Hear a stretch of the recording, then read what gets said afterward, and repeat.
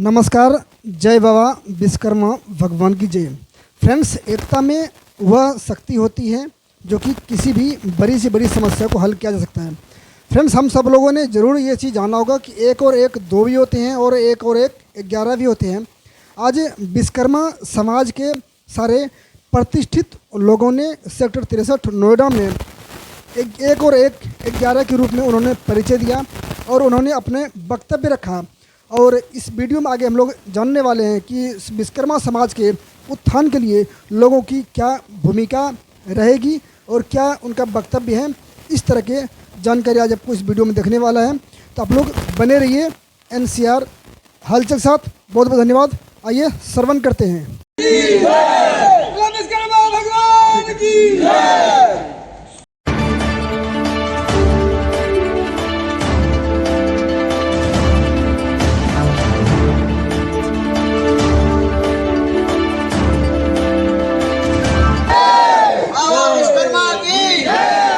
मेरा सबसे पहले समाज का मेन हमारा मोटिव है, हमारे भाई बंधु इतने सोए हुए हैं या जितने पिछड़े हैं, हमें पहले उनको जगा करके इकट्ठा हमें करना है। हम अपना समाज को, अपने लोगों को जगाने का काम कर रहे हैं और जग जाएंगे तो फिर अपना हक तो भैया हम किसी से मांग सकते हैं। पहले हमें ये भी नहीं पता हमारे लिए गवर्नमेंट ने दिया क्या है, हमारे लिए सरकार क्या भी कर रहा है। कर तो बहुत रही है लेकिन हम लोगों को पता नहीं है। तो सबसे पहले हम जगा के इकट्ठा करके और उनका जो हक या जिनका भी हक चाहिए उनको मिलना चाहिए। उस तरीके से हर लोग अपना समाज के लिए काम कर रहे हैं, हम भी अपना समाज के लिए काम कर रहे हैं। और संस्था का उद्देश्य है, सबसे पहले तो हमारा संस्था का उद्देश्य है जैसे शिक्षा का, कि हमारे समाज में बहुत अशिक्षित है, पैसा तो कमा रहे हैं लेकिन उनको पैसे को गलत इस्तेमाल करते हैं। हमारे जितने बहुत से लोग हैं जो दिहाड़ी लगाने वाले भाई बंधु 800-500 रुपये दिहाड़ी लगाते हैं, शाम को जाते हैं तो उनके पास घर में 200 रुपये भी नहीं बचता, गलत जगह पर खर्च कर देते थे। इन्हें जगाने का काम हम लोग कर रहे हैं और उनके घर में बच्चे को शिक्षित करने का हम लोग काम कर रहे हैं। हम लोग कई जगह जाके बच्चों को सलाह भी दिए हैं, फैमिली मीटिंग भी की, उनके बच्चे को भी सलाह दिए हैं। तो धीरे धीरे आ रहा है सुधार, ऐसा नहीं कि नहीं सुधार आ रहा है, धीरे धीरे सुधार आ रहा है। थोड़ा ज़्यादा पिछड़ा थोड़ा टाइम लगेगा। अच्छा, दूसरा नंबर, शादी ब्याह जैसे किसी का होता है, लड़के का लड़की का, तो उसके लिए भी हम लोग ग्रुप बना रखे हैं और बहुत लोगों को हुआ भी है, ऐसा नहीं कि नहीं हुआ, बहुत लोगों को भलाई हुआ।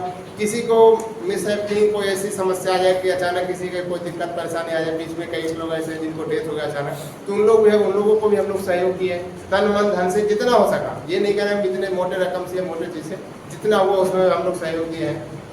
और किसी के जैसे किसी का स्वास्थ्य का खराब हो गया तो उसमें भी हम लोग सहयोग दिए हैं जा करके।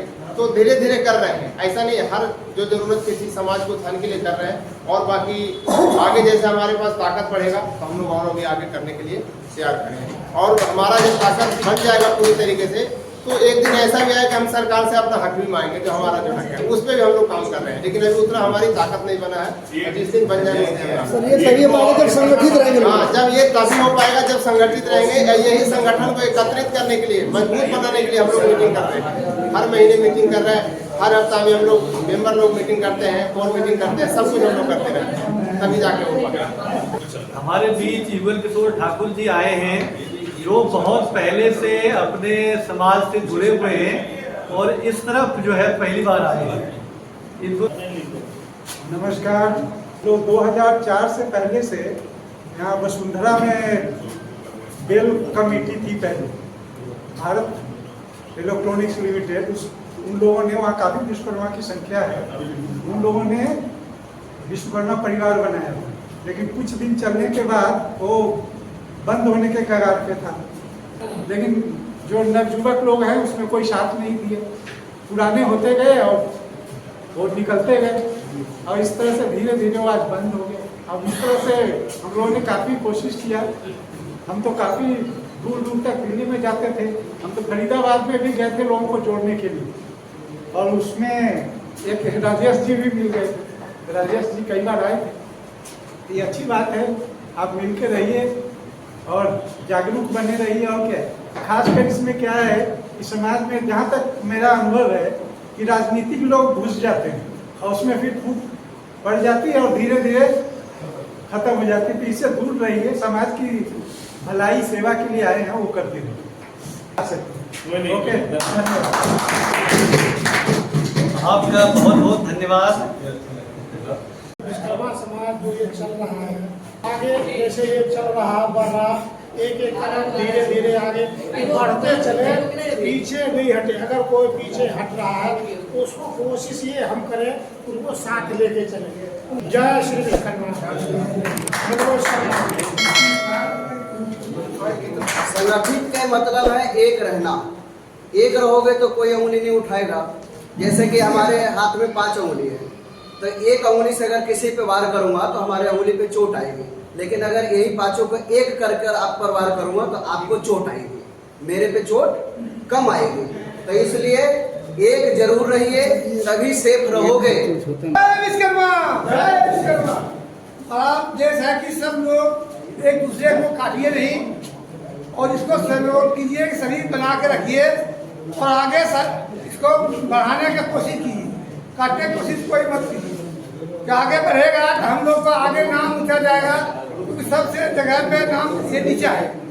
शर्मा समाज से सबसे कमजोर समझते सभी लोग, ये आगे बढ़ेगा सबका नाम ऊंचा होगा। नमस्कार, मेरा नाम निखिल शर्मा है और मैं मंडल अध्यक्ष हूँ भारतीय जनता पार्टी से। जो शिक्षा है कि जैसे भाई साहब ने बोला, शिक्षा जरूरी है हमारे समाज के लिए, आगे का मार्गदर्शन जरूरी है हमारे समाज के लिए। हम ऐसा करके दिखाएं, विश्वकर्मा समाज ऐसा करके दिखाए कि दूसरों समाज को भी लगे कि हम वैसे विश्वकर्मा समाज की तरह हम चले, हम सबको लेके चलेंगे। हाँ, प्रायोरिटी है कि विश्वकर्मा समाज को पहले लेकर चलेंगे, मगर ऐसा नहीं कि हम सबको छोड़ देंगे, हम सबको लेकर चलेंगे। बोले बाबा विश्वकर्मा की, बाबा विश्वकर्मा की, भारत माता की। सभी भाइयों को मैं नमस्कार कर रहा हूँ। ये समाज को हमें उठाने के लिए बहुत संघर्ष करने की जरूरत है। जो अंतिम पड़ाव पर जो व्यक्ति खड़ा है वहाँ तक तो हम लोग पहुँच ही नहीं पाते हैं। तो हमारा ये काम है कि जो व्यक्ति हमारे सबसे पीछे खड़े हैं लाइन में, उनके पास हमें पहुंचना, हम समाज के लिए क्या कर रहे हैं वो उद्देश्य को बताना। समाज में बहुत सारे ऐसे उत्पीड़न भी चल रहा है, जो लोग झेल रहे हैं, उस झेलने को हमें ख़त्म करने के लिए हर समाज तक पहुँच कर, और जैसे भाई साहब ने हमारे बताए थे कि एक हमारे समाज को विकास नहीं और समाज को क्यों नहीं देखते, तो हमारा ये कहने का मतलब है पहले तो हम अपने पैर पे खड़े हों, इसके बाद में दूसरे को खड़े होने के लिए सिखलाएं। जब हम ही खड़ा नहीं हो सके तो दूसरे को हम क्या सिखलाएं। इसलिए सबसे पहले हम अपने खड़ा होने के लिए सीखेंगे, हम अपने समाज को सिखाएंगे कि आप खड़े होइए। अगर समाज खड़ा होता है तो हम गैर समाज को भी कह सकते हैं कि भैया हम खड़े हो गए, अच्छे से आप भी ऐसे चलो तो आप भी खड़े हो जाओगे, अच्छे काम करोगे, समाज में अच्छे मैसेज जाएगा। जिसको हमें चुनेंगे वो हमारे लिए काम करेगा। अब कोई भी समस्या हो, समाधान हो सकता है जो मिलजुल करके हम कर सकते हैं। एक आदमी चाहे तो कोई चना भाड़ नहीं फाड़ेगा, वो 1000 चना को फूले देते हैं तो वो चना भाड़ भी फाड़ता है। तो इसलिए 1000 को इकट्ठा करने में हम लोगों को संघर्ष करने की जरूरत है। तो इसलिए हम संघर्ष अभी कर रहे हैं, अभी समझिए शुरू हुआ है और धीरे धीरे आगे हम पहुंचेंगे और संघर्ष करता हुआ चलेंगे। तो हमारे कहने का मतलब यही है। बाकी अपने वाणी को समाप्त करता हूँ। मैं लाल कुआं के रहने वाला हूँ, दिल्ली में, पीछे बिहार से हूँ, जहानाबाद जिला से। नाम मेरा मनोज कुमार है, एक्सन टेसा कंपनी में प्राइवेट नौकरी करता हूँ। और मैं 2 बातें बोलूँगा, थोड़ा सा ध्यान से आप लोग सुनिएगा। शिक्षा का प्रभाव तो अपने बच्चे को पढ़ना, चाहे कितनों भी दुख हो, चाहे बाप के कितनों मेहनत करना पड़े, लेकिन अपने बेटा को और बेटी को पढ़ाने में पीछे रखने की जरूरत नहीं है। और छोटी सी कहावत है, वो कहा गया है कि निंदक नियरे राखिए। आगे तो आप लोग कुछ समझिए गए होंगे। मैंने निंदा करने वाला अगर कोई व्यक्ति इस पूरे में नहीं हो तो वो भी ठीक नहीं है। दूसरी बात कि जितने भी लोग जिस दिन मीटिंग में आते हैं, हम हाथ जोड़ के सबसे रिक्वेस्ट करते हैं कि उस दिन कम से कम टी-शर्ट पहन के जरूर आइए, ताकि यहाँ से निकले तो दूर दूर तक आप लोग जाते रहिएगा तो हमको दिल में संतोष होगा कि तो मेरे हमारे ही आदमी जा रहे हैं। मेरा नाम राजेश शर्मा है और मैं रहता हूँ साउथ दिल्ली के सादिक नगर में।